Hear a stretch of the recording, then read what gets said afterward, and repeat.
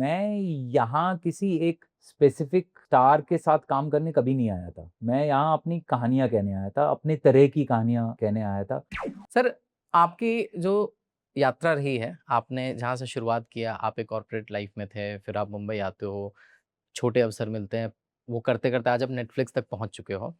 इसके आगे की जर्नी आप कैसे देखते हो? कि मतलब अगर मैं एग्ज़ाम्पल दूँ कि जैसे अब शाहरुख खान साहब के साथ काम करना है या बच्चन साहब के साथ काम करना है, इस तरह की ख्वाहिश कभी मतलब है आपकी?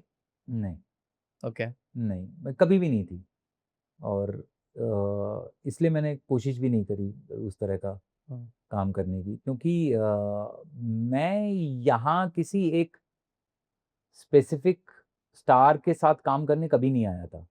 मैं यहाँ अपनी कहानियाँ कहने आया था, अपने तरह की कहानियाँ कहने आया था। उस तरह की फ़िल्में बनाने आया था जो मैंने देखी थी और मुझे बहुत पसंद आई थी।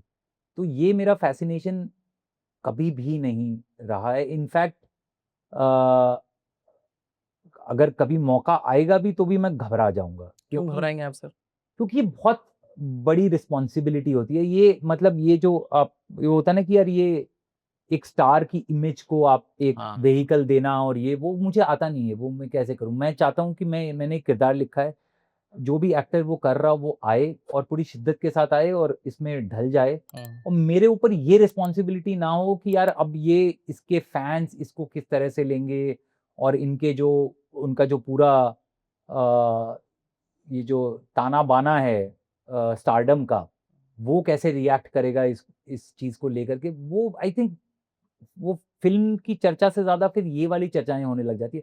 मुझे इसमें कोई इंटरेस्ट नहीं। मुझे शोबिज़ पार्ट ऑफ बिज़नेस से इस बिज़नेस के हुँ, शोबिज़ पार्ट से रत्ती भर का लेना-देना नहीं है, कोई इंटरेस्ट भी नहीं है। कौन-सी फ़िल्म कितने करोड़ बॉक्स ऑफिस पे कर रही है और कौन-सा स्टार क्या कर रहा है और कौन-सी बड़ी फ़िल्म बन रही है, मुझे बिल्कुल भी इंटरेस्ट नहीं है। कोई अगर अच्छी फ़िल्म लगेगी मैं जाके देखूँगा हुँ, और चुपचाप अपना काम करता रहूँगा। मेरी तो गोइंग फॉरवर्ड भी मेरी यही वो है कि यार लोग मुझे छोड़ दें और जो मैं कर रहा हूँ मुझे करने दें। हुँ। ज़्यादा टोके नहीं। ज़्यादा ये मत बोलें कि ये करो, वो करो। चुपचाप मुझे थोड़े बहुत पैसे दे दें जो मैं अपने जिससे मैं अपना अगला शो बना सकूँ या अगली फ़िल्म बना सकूँ, बस। यही मेरा एम्बिशन है till the time I can do it जब तक है जान। लेकिन सर अभी आपके लिए जो जैसे आप बोल रहे हैं कि आपकी कोशिश होती है कि इस तरह की चीज़ें हों कि आपको मान लीजिए पैसे मिल जाएँ या बाकी सारी चीज़ें।